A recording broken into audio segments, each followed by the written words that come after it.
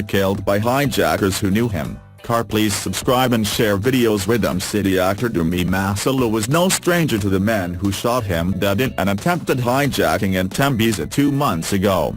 This startling information was in the written confession of Sifundo Nkosi, one of the men accused of his murder, in his bail application at the Benoni Magistrate's court last week. They knew the vehicle and knew Masilela, Magistrate Elmari Schutte said as she paraphrased parts of the confession before her. Nkosi had told police they usually don't hijack vehicles of people they knew, but on that day, it was different. "I drove until I was parallel to Dumi's car. Solly shouted and told me to stop and I stopped," Nkosi's confession read. Masilela and a friend were seated in his Golf 7 vehicle. 2 of the 6 gangsters were meant to have gone for Masilela's vehicle, but only Kumbudzo Solomon Makuba, known as Solly, got out. The door the other gunman was meant to use was secured by a child lock. Nkosi said Makuba approached the car and fired shots into Masilela's car and then ran back to the jeep with his accomplices. A wounded Masilela had then sped off. He later died at the Tembisa hospital. The jeep that the attackers were traveling in had been hijacked in Davidson earlier. At the time of Masilela's shooting, the jeep's owner, Trevor Shabangu, was lying in the back seat of the vehicle and had heard a gunshot ringing. He was later released. Nkosi, however, made a U-turn on his confession in court, alleging the police had beaten it out of him. He said he was not present when the jeep was hijacked in Davidson, but he was later picked up by the hijackers from a tavern in Tembisa. Delivering her verdict on his bail application, Schutte seemingly did not believe Nkosi's new version. The magistrate denied him bail.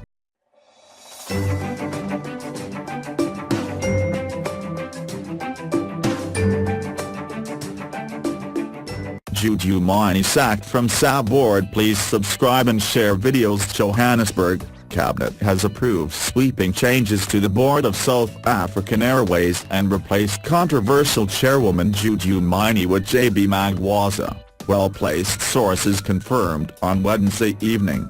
At a meeting earlier in the day, President Jacob Zuma's cabinet approved a new board which saw Mini, Drifizamekayo, Msimkilu Malanga, Saifal Bulazi, Nazmir Amla, and Gugu Sipamlu ousted.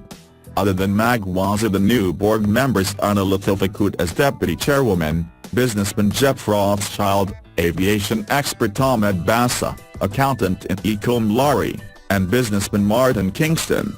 Cabinet reportedly retains Swazi Shabalala, Peter Chisep, Thamkum Goduso, Peter Malualika, and actor Musa, Inca reported. Sources said Mini's removal took extensive negotiating on the part of Finance Minister Malusi Gigaba.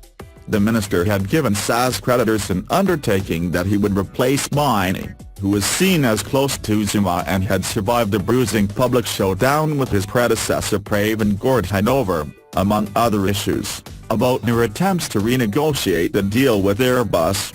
It was expected that a formal announcement on the changes to the board would be made at a post-cabinet briefing on Thursday. On October 5, Parliament's Standing Committee on Finance called for SA to hold an annual general meeting in November and to find a replacement for Mini. The SA's annual general meeting, AGM, should be held on 3 November as proposed by Treasury, and the current board chairperson's term should end with the AGM. People with appropriate aviation experience and expertise should be appointed to the board, management strengthened and allegations of corruption should be tackled speedily, committee chairman Yunus Karim said at the time. This week the committee received a legal opinion on National Treasury's R3 billion bailout to the airline last week, indicating that it might have been unlawful. The Democratic Alliance's deputy finance spokesman Al Flees contended that Gigaba may have tried to sidestep Parliament with the 11th-hour bailout, designed to prevent the airline defaulting on one of its loans, because National Treasury had known at least a month earlier that it would not be able to make its repayment to Citibank. On Wednesday the committee said Gigaba was right not to let the airline default, but he should have submitted a special appropriations bill to Parliament instead of relying on Section 16 of the Public Finance Management Act. The bailout was the second this year to determine SAT to allow it to honour its loan repayments. At the end of June, Gigabe also authorised money from the National Revenue Fund be used to allow the airline to repay our $2.2 billion to Standard Chartered Bank. Gigabe reported to on that lifeline in a letter dated July 20th, and said it was necessary as Standard Chartered Bank wanted the airline to repay our $2.2 billion extended and short-term bridging facilities in full at the end of June. The committee had also solicited legal advice on whether the recent extension of Miney's term had been legal. On Wednesday, Lees welcomed the news of Miney's axing, saying, "She has done untold damage to SAE and should not have been reappointed to the board, and certainly not as board chair," in September 2016.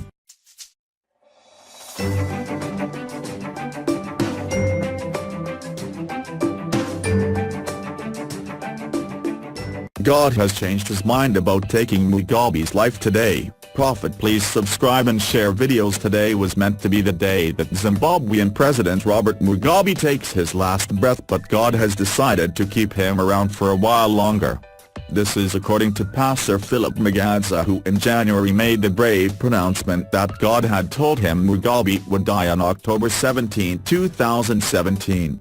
At the weekend, however, the pastor reportedly sent out a voice note in which he suggested God had changed his mind.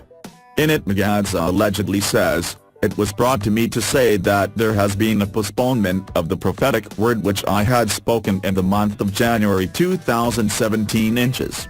He had no idea why God had the change of heart. As to why God postponed that, he never told me that, so I really don't know why God chose that direction. I know many people were actually expecting the fulfillment of the prophetic word because of what is happening in this nation. This can only be speculation as to why it happened and how it got to be like that, the voice note apparently continues. Earlier this year, in a clip aired on Zimbabwe's online global TV network, Magadza had said that the 93-year-old's days were numbered. "When I was in prayer, God said to me, 'This year the president is dying.' He told me to say that he is dying on the 17th of October, said Magadza. Mugabe, however, did not take kindly to the prophecy, and the man of the cloth landed in gaol. Following his release from the cells, Magadza apologized to the president but maintained that the prophecy still stood. What happened after that has proved and shown me that the president misunderstood what I said, because I remember saying that if he wants to prolong his life he has to go before God. Having said that, I thought he'd understand that and go to God, but instead he dragged me to the courts and into prison for 55 days, Magadza said on the same TV station in April. So I really want to take responsibility by saying, Mr. President, I am really sorry that you misunderstood what I said. But you know what, sir? I am not apologizing for what I said. What I said still stands if you do not do anything about it, he added. In an interview, Mugabe has brushed off what he labeled prophets of doom and gloom who masqueraded their dreams and wishes as prophecies. I don't care about them anymore, Mugabe said. We had some pastors praying for my death, even a bishop of my church. He added that it was absolutely nothing new to him. As last seen, Rhythm City to bid farewell tonight. Please subscribe and share videos. Almost 2 months since the tragic death of actor Dumi Masilela, the final episode for his on-screen Rhythm City character, Sifundo Nkosi, will air tonight, recounting the way he died. The E.TV soapy revealed last month that Sifundo's exit would mirror Dumi's murder, which happened in August during a botched hijacking. Although a reenaction of the hijacking would not be shown, it would be reported by one of the characters. The producers said a decision was made to replicate Dumi's death in an attempt to highlight the scourge of violent crimes in South Africa. After extensive consultation with the Masilela family, the producers of Rhythm City have decided to incorporate Dumi Masilela's tragic death into the exit storyline of his character, read a statement. Wednesday's episode will mark Dumi's last appearance on the soapy, although there will be a special on-screen memorial service in his honor on October 18. The actor's mom Sabitha Magdalene and brother Dabani will also feature in the episode. The show's producers decided to use Sifuzo's exit story as a way to pay tribute to Dumi's work as an actor and to highlight the tragedy of unnecessary violence that plagues our cities, said producer Eula Quinn. Dumi died in hospital after being shot during an attempted hijacking in Tembisa on August 2.